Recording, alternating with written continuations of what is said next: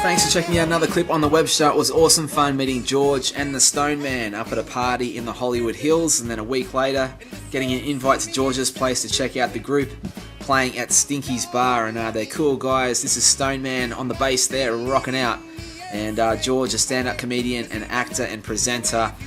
Cool fun hanging out with these guys, but here's the Stoneman doing his thing.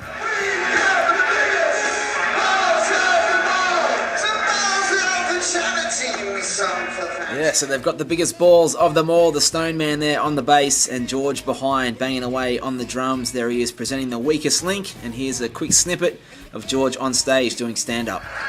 Amsterdam, I don't care if you're going to have tea with the Pope in Amsterdam, best intentions, you tell your friends you went to go see Amsterdam and they all do the same thing.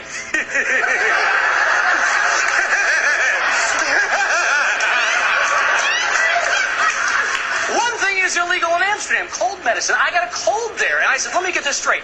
I can legally smoke hash, marijuana, and magic mushrooms off a hooker's ass, but I can't buy NyQuil. I'm moving there. Yeah, so it was awesome fun hanging out with the guys again, George and the Stoneman at Stinky's Bar and Cigar Lounge, a level of George's house, and pretty awesome when you look at it with the pinball machines, the most incredible bar. And it was time to find out a little bit more about it. So the tradition here, right, is people bring their alcohol to the parties that you have at Stinky's, yes? Right, that is correct. I don't drink alcohol really, so I brought over some Fosters and you're about to crack them? You don't drink? I don't drink alcohol, so I brought Foster's. Foster's, man. Nice, there's a way to sell the product. Yeah, hi to the people at Foster's. It's a shame you couldn't bring the big bottle. That's nice. The problem with this is it makes my penis look small. That's why I drink out of a thimble normally. It's much nicer that way. So you're never on camera for this? Sometimes, yeah, I am. Don't drink, don't want to be on camera? No, I'm on camera. But what's the story behind Stinky's, if you could retell? Because I remember at the party the other night you were saying that you've had it going for a while. Right. The story behind Stinky's is, well, you got to get a shot of Stinky's Bar and Cigar Lounge. Did you already get it? Yeah. Did you edit this stuff? Yes, I do. Does he? Is his editing shit? You know if it's shit, don't you?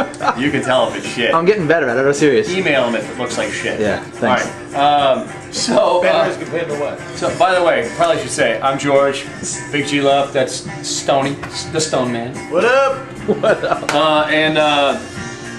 Stinky's Bar and Cigar Lounge, you know, it's one floor of my house, and I moved in here, you know the story. I said, hey, I want to, you know, I think I should make one floor of my house a bar. And I had my cat named Stinky at the time, and I said, anybody object to me putting a bar in the house? Anybody object? All right, we're putting in a bar. A cool one. Because any man who is married has no choice. Right. No say. No say. You had an office. Although you've been, you're still not sure if you've met the right woman, right? You know, I've been with my woman for a little while now. How long's it been? A couple months? What is it? In dog years, it's like 700. It's like really, like 19 years. But I just don't want to jump in. I see a lot of my friends getting married in like 3-4 years. They pop in the question, hey, you want to get married? 19 years, I'm still not sure if she's the right one. I just want to make sure. I don't want to jump into anything crazy. And all of a sudden, I'll be roped into this long-lasting relationship.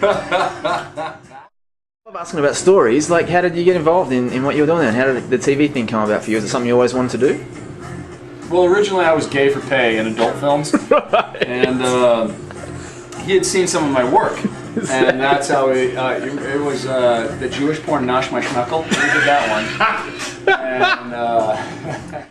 And do you guys get Junkyard Wars or Scrap Heap Challenge in Australia? Yes. Yeah, I did the American version called Junkyard Wars, which I think you guys probably get the American version. Yeah, it would be. And then I did a version of the Gong Show, which was a really popular American show. I was on ESPN for a while. I did a show called Weakest Link. You guys have an Australian Weakest Link, or did? We did, yeah. And I did the American. I was the American version. Okay. For like 400 episodes. Okay. So. Did you have the same catchphrase at the end? Goodbye. Is it? I actually. Goodbye. Mine was below me. And for some reason that didn't go over big. No, I can imagine.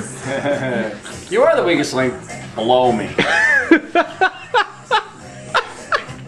That should be it. That was it. And what about you, Stoney? Where did your music thing kick off? I remember you saying something about it. Yeah, I mean, back home, you know, in New Hampshire. Back in New Hampshire. In the free area. the freak of nature. He's in Florida now, and we all jammed for a lot of years together, me and him, and we came out here in Cali. And The story you were telling me at the party about when you was it your mum came out here or something, and she was with the band you're playing for? Yeah, right here. We were at Stinky's, you know, and of course, Mom, when I was a kid, I was Pantera, Metallica, taking over the world. She was like, you know, son, you suck. What are you doing? Please go back to school, do something, you know, a plumber or anything, but don't play music, you know what I mean? Because she just, that's all she ever heard was just rah, rah, rah, you know what I mean? Just young kid stuff, you know? Yeah. Stuff, you know, that I loved, you know? So she comes out here for a visit, her and her twin sister, my Aunt Peg, God bless her. They come out here for a vacation. And we got the Stinky's band playing a bunch of blues, play a bunch of stuff that she knew, like the Honey Drippers. We played like some old blues stuff that she knew, and she was just like, I remember at one point she just came over and she's like, God, son, I mean, you can really play, you're really good. I'm like, you know, after all this time, you know, I was like, yeah, thanks, Ma. You know what I mean? But in her defense, she had just had a really big bong hit. Big bong hit. I mean, I've never seen a woman that age hit it that hard. I mean, Can I hit it? She's a trooper. it was awesome. Yeah, they were having the best time. Yeah, that was a great one. So every time we're here, all we play is no original music. All the guys have been in other bands, done other stuff. It's like here, it's like we just play classic, like good old blues and rock and roll. So everything's from what, Led Zeppelin, Michael Jackson, Stevie Ray Vaughan, Michael Jackson. Wow. Crazy stuff. We do Rage Against the Machine. We do a really tasteful blues jazz version of Fuck the Police. Yes. Very tasteful. That leads me to the last question I love asking people, like all the people I meet along the way, is like if they could live the ultimate dream, or if they feel like they are, what would it be? Do you feel like you've been living it with what you've been able to do so far? Or if not, what's the ultimate for you? I'd say it's a pretty good run. I mean, if I could, ultimate dream would be just bigger, better, faster, stronger. You know what I mean? It's like I would just do what I'm doing now, but just more. Awesome, man. Yeah, everybody's got their ups and downs, everybody's got their good times and bad, but I would just take this and just multiply it. And what advice would you have in particular for someone in like the entertainment biz? I mean, you've had a great run. What would you say to someone out there that wants to do stuff like you've done? Get into Below it. me. Go back to school. Go back to school, you piece of crap. Don't try to take my job. It's LA, man. We don't like you. You know, what worked for me like a champ is I'm too stupid to take no for an answer. I hate losing. I hate admitting defeat.